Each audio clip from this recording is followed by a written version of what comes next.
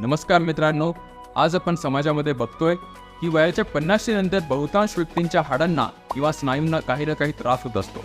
National institute of हेल्थने केलेल्या सर्व्हेनुसार भारतामध्ये 7.5 कोटी लोकांना संधिवात किंवा हाडांचे गंभीर आजार आहेत.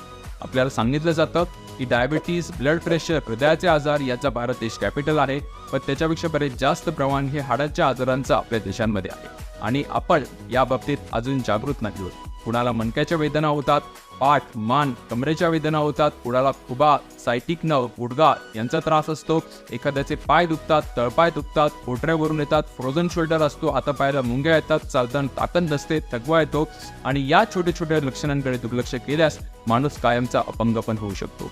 अनेक पेशंटचा अनुभव असतो या त्रासांवर अनेक उपचार करून पण इव्हन ऑपरेशन करून पण काही वर्षांनी हे त्रास परत उद्भवतात व या त्रासांवर कायमस्वरूपी फायदा मिळत नाही. आपल्यापैकी बहुतांश जणांचा अनुभव असतो की अशा वेळेस आपण हाडांच्या स्पेशलिस्टकडे जातो. ते आपला एक्सरे काढतात आणि एक्सरेमध्ये आपल्याला ऑस्टिओपेनिया झालेला आढळतो. ऑस्टिओपेनिया ही ऑस्टिओपोरोसिसच्या आधीची स्टेज असते, ज्यामध्ये आपल्या शरीरातील हाडे ठिसूळ व्हायला सुरुवात झालेली असते. आपण जर या स्टेजला सावध झालो आणि आपल्या जीवन पद्धतीमध्ये काही बदल केले तर या सर्व हाडांच्या त्रासांपासून आपण स्वतःचा बचाव करू शकतो आणि जर दुर्लक्ष झालं तर ऑस्टिओपेनियाचं रूपांतर ऑस्टिओपोरोसिसमध्ये व्हायला वेळ लागणार नाही. ऑस्टिओपोरोसिसमध्ये आपली हाडे एवढे ठिसूळ होतात की छोट्याशा धक्क्याने पण हाडे तुटू शकतात, फ्रॅक्चर होऊ शकतात. हा प्रॉब्लेम पुरुषांपेक्षा स्त्रियांमध्ये जास्त कॉमन असतो.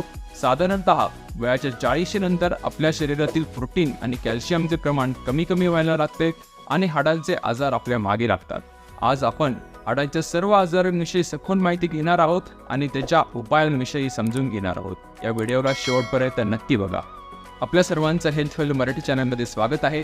आजच्या व्हिडिओमध्ये आपण हाडांच्या रचनेसंबंधी संपूर्ण माहिती घेणार आहोत व हाडांच्या आजारांना बरे कसे करायचे हे समजून घेणार आहोत. मित्रांनो, तुम्हाला ऐकून आश्चर्य वाटेल, पण आपली हाडे फक्त कॅल्शियमचीच बनली नसून हाडाचा 50% भाग हा प्रोटीनपासून व त्याच्यानंतर उरलेला 50% भाग हा कॅल्शियम, मॅग्नेशियम व इतर महत्त्वाच्या खनिज तत्वांपासून बनलेला असतो आणि या सर्व घटकांना एकत्रित बांधून ठेवायचं काम व्हिटॅमिन डी करत असते. व्हिटॅमिन डी नसेल तर आपल्या हाडांच्या मजबूतीसाठी गरजेचे सर्व घटक असून पण आपली हाडे त्यांचा स्वीकार करू शकणार नाही.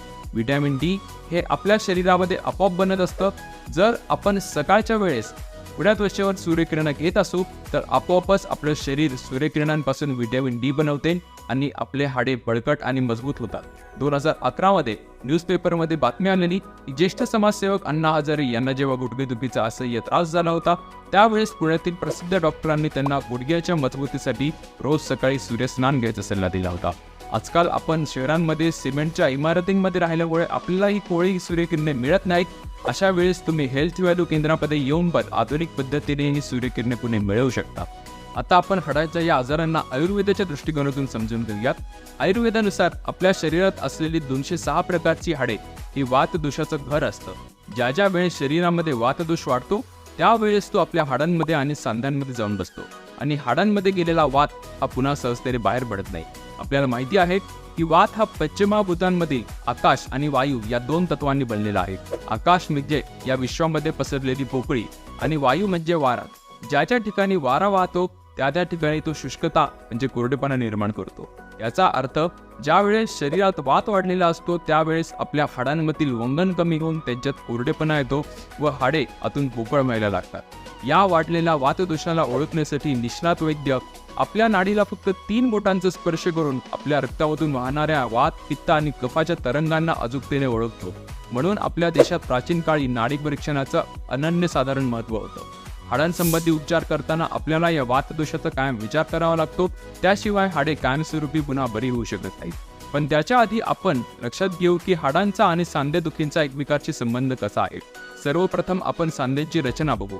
सांध्यांमध्ये 2 हाडे असतील. त्या 2 हाडांना एकमेकांशी जोडण्यासाठी लिगामेंट्स असतात.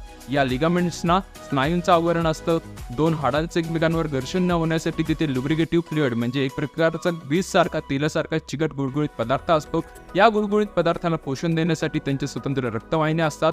हाडांच्या आतमध्ये बोन मॅरो म्हणजे मज्जा धातू सुद्धा असतो. या सर्व गोष्टींमुळे हाडांची ज्यावेळेस झीज होते तेव्हा हा प्रॉब्लेम फक्त हाडांपुरता मर्यादित न राहता या आजूबाजूच्या सर्व घटकांवर परिणाम टाकतो. त्यामुळे एका लिमिटच्या पुढे हाडांचे विकार बरे करणे हे अवघड जाते. म्हणून हाडांमधील वातदोष जेवढ्या लवकर ओळखून त्याच्यावर उपचार केले जातील तेवढ्या लवकर तो व्यक्ती पुन्हा लवकर बरा होऊ शकतो. आता आपण हाडांची झीज होण्यामागील काही महत्त्वाची कारणे समजून घेऊयात, ज्याच्याकडे आपण सुरुवातीच्या काळात दुर्लक्ष करतो आणि त्यामुळे हा आजार बळावतो. पहिलं कारण म्हणजे अनुवंशिकता. जर तुमच्या आई वडिलांची हाडे ठिसूळ असतील तर तुमची हाडे ठिसूळ व्हायची शक्यता जास्त असते. दुसरं कारण म्हणजे अनेकदा आपण वजन कमी करायच्या नादात किंवा आणखी कुठल्या फॅटच्या नादामध्ये तेल खाणं बंद करतो. मित्रांनो, कॅल्शियमच्या ॲब्सॉर्प्शनसाठी आपल्याला तेल किंवा तुपाची नितांत गरज असते. वात हा तेल आणि तुपासमोर हतबल असतो. कारण नंबर 3, थंड पदार्थांच्या अतिवापराने पण शरीरातील वातदोष वाढतो व हाडांची झीज होते. त्याच्यानंतर चौथं कारण म्हणजे आपल्याला व्यायामाची अजिबातच सवय नाहीये आणि आपण खूप जास्त व्यायाम किंवा खूप जास्त कष्ट केले तरी हाडांची आणि स्नायूंची झीज व्हायला लागते. एखादा मॅरेथॉन रनर 50 किलोमीटर पळाला तरी त्याची हाडे झिजणार नाहीत, कारण त्याला ती रोजची पळायची सवय असते व 50 किलोमीटरचा टप्पा त्याने हळूहळू वाढवलेला असतो. पण आपल्याला व्यायामाची कधी सवय नाहीये आणि अचानक एक दिवस उठून आपण 5 किलोमीटर पळालो तर आपल्या मांस आणि मेदधातूची मोठ्या प्रमाणात झीज होऊन आपलं अंग आणि हाडे दुसऱ्या दिवशी दुखायला लागतील. म्हणून व्यायामाची सुरुवात करताना पण त्याचं प्रमाण हे हळूहळू वाढवायचं असतं, जेणेकरून तेवढ्या व्यायामाला शरीर हळूहळू तयार होईल. विचार न करता अतिव्यायाम केलेले अनेक हाडांचे पेशंट आमच्या इथे उपचारासाठी येत असतात. आम्ही त्यांना छोट्या छोट्या गोष्टी सुचवतो, जसे तिळाच्या तेलाची मॉलिश, व्हिटॅमिन D वाढवण्यासाठीचे उपाय, वातदोष घालवण्यासाठीचे काही शरीरशुद्धीच्या प्रक्रिया. या छोट्या छोट्या उपचाराने सुद्धा माणूस गंभीर अशा हाडाच्या त्रासांपासून मुक्त होतो व ऑस्टिओपेनियाचे रूपांतर ऑस्टिओपोरोसिसमध्ये होत नाही. त्याचबरोबर आपली पाचनक्रिया मंदावली असेल तरी आपण खात असलेल्या अन्नापासून अस्थिधातूची निर्मिती न झाल्यामुळे आपली हाडे कमकुवत राहू शकतात. आता आपण जाणून घेणार आहोत हाडांचे आजार बरे करण्यासाठी असा एक घरगुती उपाय ज्याच्या नियमित वापराने हाडांचे आजार सहजच बरे होतील. याला बनवण्यासाठी तुम्हाला फक्त 2 पदार्थांची आवश्यकता असते आणि ते दोन्ही पदार्थ यावेळेस सुद्धा तुमच्या घरी असतील. पहिला पदार्थ म्हणजे तीळ आणि दुसरा गूळ. मित्रांनो, तिळामध्ये दुधापेक्षा 8 पट जास्त कॅल्शियम असतं. याच्या नियमित सेवनाने तुमच्या सांध्यांची सूज कमी होते, सांध्यांमधलं वंगण वाढायला लागते, ज्यामुळे आपल्या हाडांचं एकमेकांवर घर्षण न होता आपण सर्व प्रकारच्या हालचाली करू शकतो. तीळ हे आपल्या हाडांमधील खराब ऊर्जा रिपेअर करते. गुळामध्ये कॅल्शियम बरोबर फॉस्फरस व आयर्न सारखे मायक्रोन्यूट्रिएंट पण असतात, जे आपल्या रक्ताला शुद्ध तर ठेवतातच, पण त्याचबरोबर रक्त वाढवण्यासाठीचे पण काम करतात. त्याचबरोबर गूळ आणि तिळाचं कॉम्बिनेशन हे हाडांच्या दुखण्यावरील एक रामबाण औषध असतं. फक्त आयुर्वेदच नाही तर आधुनिक संशोधनांनी सुद्धा या गोष्टीवर शिक्कामोर्तब केलेलं आहे. आणि या तिळाच्या लाडूंना बनवणं पण अत्यंत सोपं असतं. सर्वप्रथम आपल्याला तिळांना एका तव्यावर आणि कसं रोस्ट करायला लागेल. त्यानंतर त्यांना काढून त्याच तव्यावर तेवढ्याच प्रमाणात गूळ टाकायचा असतो. मित्रांनो, गूळ कायम रंग बघून विकत घ्या. गूळ जेवढा डार्क रंगाचा असेल तेवढाच तो शुद्ध आणि पौष्टिक असतो. गूळ द्रवरूप झाल्यावर तिळाबरोबर हे मिश्रण एकजीव करून आपण तिळाचे लाडू तयार करू शकतो. हे पौष्टिक तर असतातच, पण त्याच्याबरोबर अनेक दिवस खराब पण होत नाहीत. मित्रांनो, तीळ आणि गुळ हे दोन्ही गरम प्रकृतीचे असल्यामुळे शरीरामध्ये असलेला वातदोष कमी करून हे नैसर्गिक पेन किलरचं सुद्धा काम करतात आणि आपल्याला थंडीमध्ये जो हातपाय थंड पडण्याचा त्रास होत असतो तो पण याने दूर होतो. जर थंडीचे 2 महिने आपण जर हा रोज एक लाडू खाल्ला तर आपले हाडे तर मजबूत होतीलच, पण त्याचबरोबर आपल्या वेदना सुद्धा कमी होतील. पण एक महत्त्वाची गोष्ट आपण लक्षात ठेवायची आहे की या लाडूचा प्रत्येक घास कमीत कमी 60 वेळा चावला गेला पाहिजे.